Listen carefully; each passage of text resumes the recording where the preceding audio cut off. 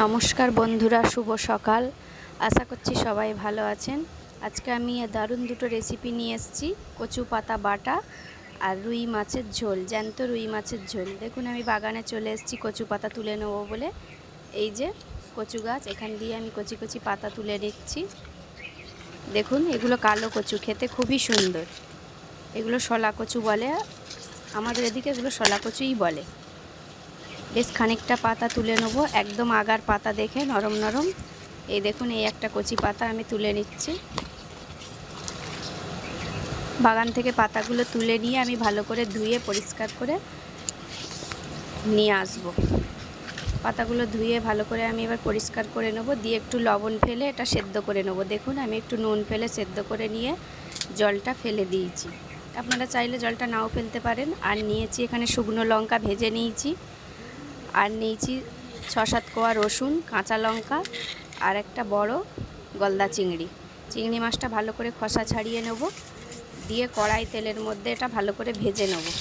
দেখুন, কড়াই তেল দিয়ে আমি ভালো করে ভেজে নিচ্ছি। দিয়ে এর মধ্যে দিয়ে দিচ্ছি চেরা কাঁচা লঙ্কাগুলো আর রসুন কুচিগুলো।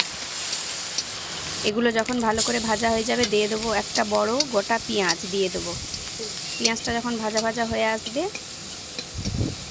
তখন একটু সামান্য তেল দেবো এতে, দিয়ে কচু শাকটা ঢেলে দেবো। দিয়ে দিচ্ছি হালকা করে নুন, কারণ নুনটা ভাপানোর সময় আমি দিয়েছিলাম। আর যে শুকনো লঙ্কা ভেজে রেখেছিলাম সেইটা গুঁড়ো করে দিয়ে দিলাম।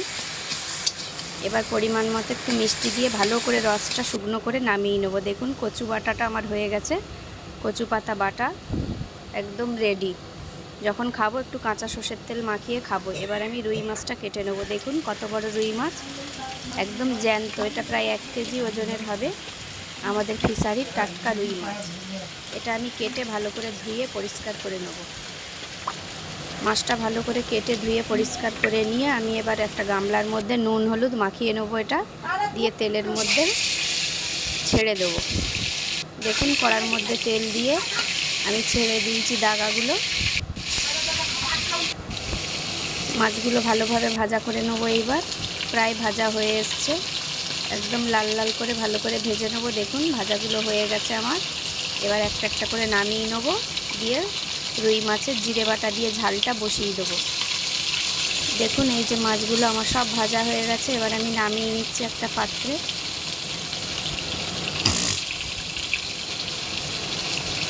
ভাজাগুলো নামিয়ে নিলাম, কারণ এগুলো ভালো করে না ভেজে নিলে মাথাগুলো ভালো লাগে না। সব ভাজা হয়ে গেছে। এবার কড়ার মধ্যে দিয়ে দিচ্ছি পেঁয়াজ কুচি, একটু গোটা জিরে আর একটা বড় গোটা পেঁয়াজ কুচি দিয়ে দিচ্ছি। দিয়ে ভালো করে পেঁয়াজটা লাল লাল করে ভেজে নেব। পেঁয়াজটা ভালো করে ভাজা হয়ে গেলে এবার এর মধ্যে দিচ্ছি একটা টমেটো কুচি। টমেটো কুচি দেওয়ার পরে এবার দিচ্ছি হলুদ গুঁড়ো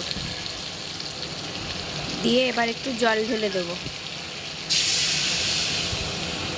এবার দিয়ে দিচ্ছি 1 চামচ শুকনো লঙ্কা বাটা। শুকনো লঙ্কাটা আমি আগে দিয়েই বেটে রেখেছিলাম।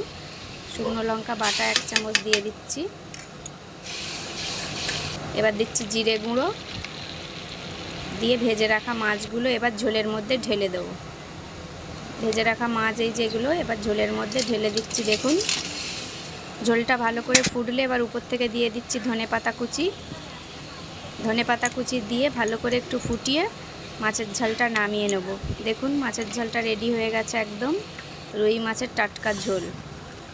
কচু পাতা চিংড়ি মাছ দিয়ে বাটা আর রুই মাছের টাটকা ঝোল দিয়ে এবার গরম গরম আমরা ভাত পরিবেশন করব।